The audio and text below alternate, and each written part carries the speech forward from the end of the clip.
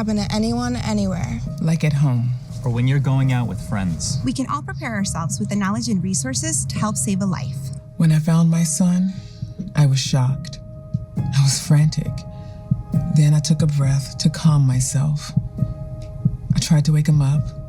I checked his breathing, his pupils. He was overdosing. Dying from an overdose is preventable, and anyone can learn how to respond. Every second counts in these situations. Let's ask our pharmacist to help us get prepared. During an opioid overdose, opioid molecules overwhelm the brain and the person slowly stops breathing. There are 3 simple steps that anybody can perform to help save that person's life, but it's important to act quickly. The first step is to identify the 3 main signs of an opioid overdose. Unconsciousness, slow breathing, and pinpoint pupils, aka the opioid overdose triad. First, try waking them up by shaking them. And if they don't respond, perform a sternal rub. Make a fist with your hand and grind your knuckles against the center of their chest.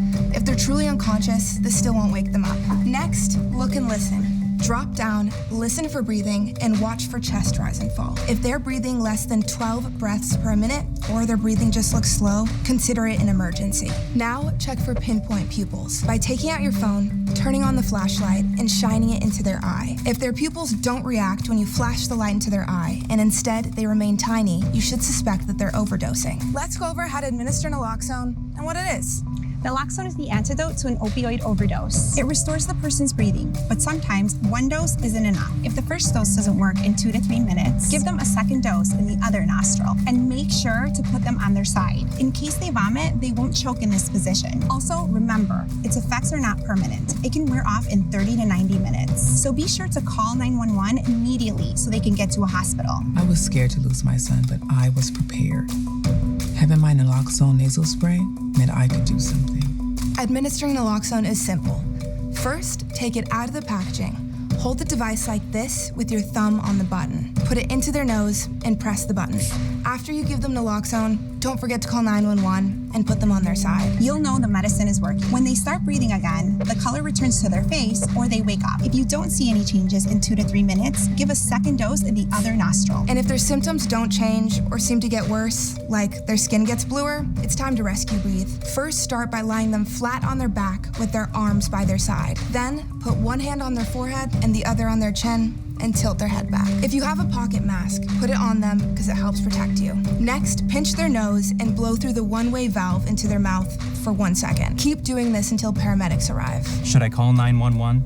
Yes, always call 911 immediately after you administer naloxone. Stronger opioids may require multiple doses of naloxone, and even then, it will wear off in 30 to 90 minutes. So calling 911 is a top priority. Are there any side effects? People with physical dependence on opioids may have withdrawal symptoms like agitation, nausea, or vomiting, so it's important to put them on their side to prevent them from choking in case they vomit. That said, these side effects might be uncomfortable, but they're usually not life-threatening, and the risk of death from overdose is much higher. What should I expect after giving naloxone? They should start breathing again, and color should begin to return to their face. Sometimes the overdose subsides, but they remain unresponsive. The main thing to look out for is that they're breathing. This is why monitoring the person and potentially delivering rescue breaths until paramedics arrive is crucial. We get it. This is a lot to take in all at once. Let's put it all together and see how these 3 simple steps can be life-saving.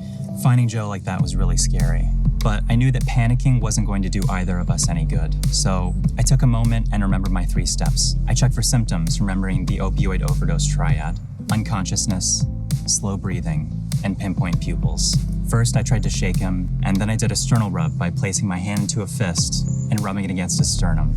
When he didn't wake up, I knew I had to act. I checked his breathing by looking and listening, and his breathing was slow. He only took 4 breaths in 1 minute. I quickly pulled out my phone and shined the light into his eyes, and saw that the pupils stayed super tiny. Fortunately, I always carried naloxone on me. I took it out of the package, I put the tip into his nose, and I pushed the button. I called 911 and I put him on his side. 2 to 3 minutes felt like a lifetime, but the color came back to his face, his breathing became normal, and the ambulance arrived. And they took care of him. Identifying the opioid overdose triad, administering naloxone, and calling 911 are 3 simple steps that will save a life. Remember, naloxone has no life-threatening side effects. Thank you for being prepared. If you have any questions where to pick up your naloxone, please visit your local Walgreens or go to walgreens.com.